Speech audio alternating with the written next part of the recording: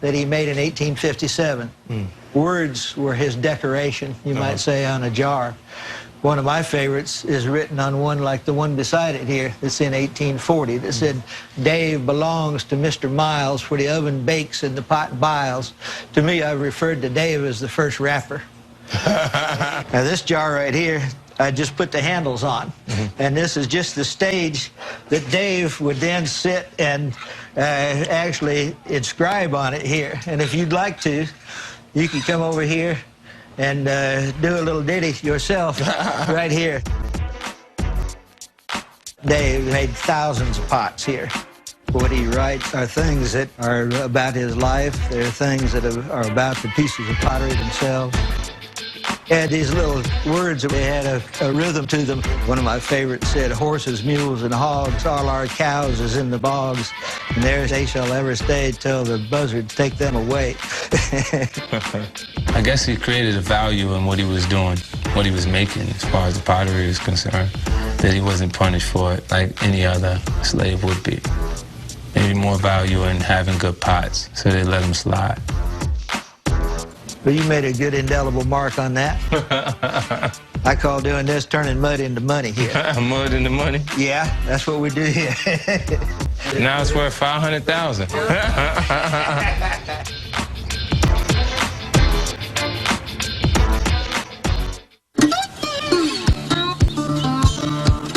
Spending this time with my family in Edgefield has definitely schooled me on the difficulties that my people faced here. History can be ugly, but I'm willing to look at every angle to get the best possible picture. I'm heading to Oakley Park, a museum devoted to the legacy of the Confederacy, which isn't really my world. If anyone of color would have an issue with the Confederate flag, my suggestion is that they would go back and research the history of their ancestors. True, there was slavery. However, that is part of the history of these United States. And there were many, many blacks who were active soldiers in the Confederate Army. They fought right along beside their white comrades. Hello, come in, come in. Would you like to have a tour of this beautiful home? Absolutely. Okay.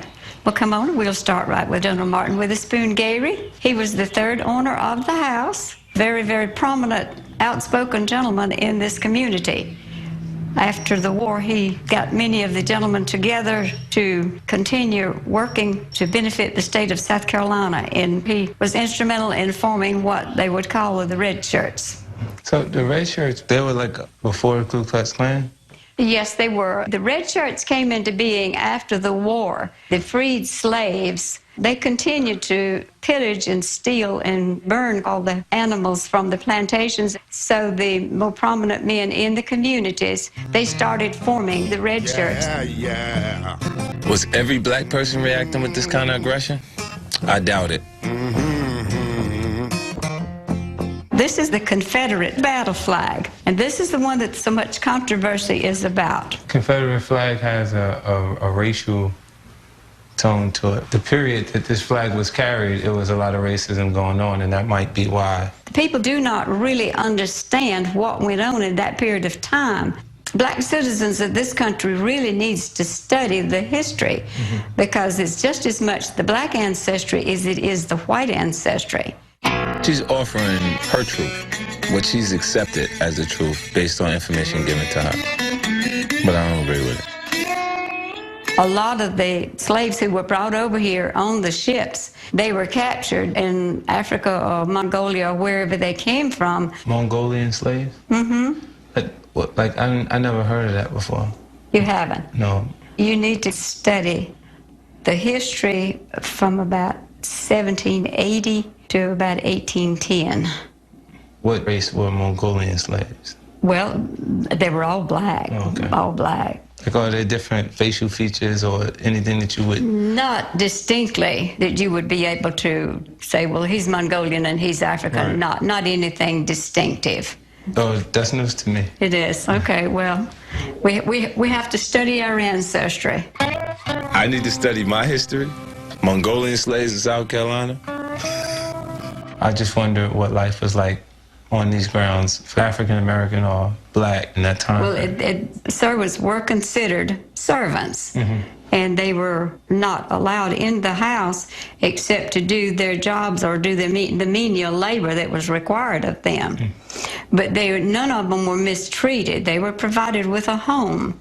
How do you know the slaves weren't mistreated on this property? Just the documentation that we have, plus the fact that we have a lady that lives here in town that lived here. Well, this woman wasn't old enough to be a slave.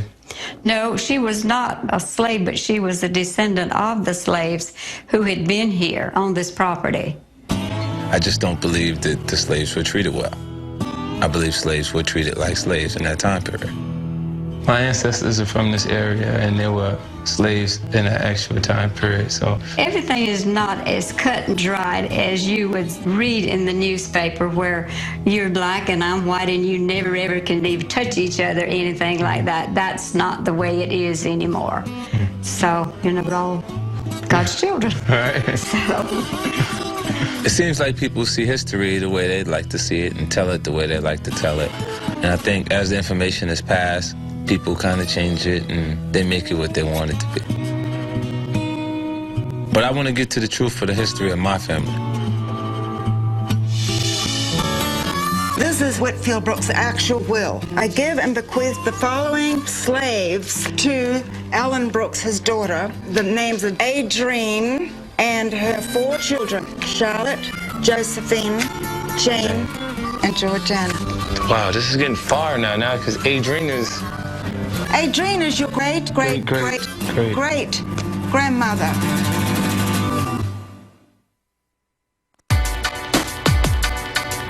Here in South Carolina, I've learned a lot about what life was like for African Americans in the slave days. Aunt Gladys and I are going to the Archival Society to see if we can confirm that my great-great-great-grandmother, Jane Jenkins, was owned by the Donovan family. Hello. Hey, how you doing? This is the Edgefield County Archives, and so we have lots and lots of records here. And because Edgefield County was such an agricultural area, we were one of the largest slaveholding areas in the state of South Carolina, too. So we have a lot of slave records. And I had heard from Tanya that you were coming, so I figured I'd pull some documents and see what we can do about finding some of your relatives. My name is Tricia Price Glenn, and I am the archivist for Edgefield County, South Carolina. We are fortunate to have many records in this facility, including coroner's reports. These are particularly fascinating because they tell a side of a slave life that is not often found anywhere else. We have an incredible number of documents that are called inventories. We can get the lists of the slaves they owned and how much they cost, and what they were appraised for, what they were sold for. R.G.M. Donovan, who was a general when the Civil War started, he was one of our large slaveholders. In the 1870 census, apparently Jane, your great-great-great-grandmother, she was living as a servant at the Donovan home. If she was living at the Donovan home, and 5 years before that is when freedom came for the slaves, she may well have been there during slavery. R.G.M. Donovan married Ellen Brooks, the daughter of Whitfield Brooks, a very influential man here in this community, and he was a slave owner. I decided to look at his will and his estate package to see if I could find a woman by the name of Jane. And I might have. I hope I have. I think, you know, this is Whitfield Brooks' actual will. It starts here. I give and bequeath the following 25 slaves to Ellen Brooks, his daughter. The names are George, Betsy, Moses, Phil, Clarissa, Charlotte, Adrienne, and her 4 children, Charlotte, Josephine, Jane, and Georgiana. I think I found her. So that's wow, this is getting far now, because Adrienne is your great-great-great-great-grandmother. The fact that we can pinpoint the home where my great-great-great-grandmother, Jane Jenkins, and her mother, Adrienne, lived and worked as slaves for R.G.M. Donovan is incredible to me. So really, you're fortunate because a lot of African Americans cannot go back beyond the 1870 census because it's difficult not knowing what their name is. The fact that this is here is pretty much proof that you've found your your three great-grandma. I was trying to figure out more about Will. And we, from his mama to his mother's mother. It's amazing, isn't it? Yeah. There were a lot of aspects of slavery that were brutal. And I'd like Gloria, Gloria? Gloria has been researching here. She's studying some of the more brutal side of slavery. The reason we're telling you both the good and the bad is people need to know. Right. So, would you like to take him through the vault and show him? Yes, I will.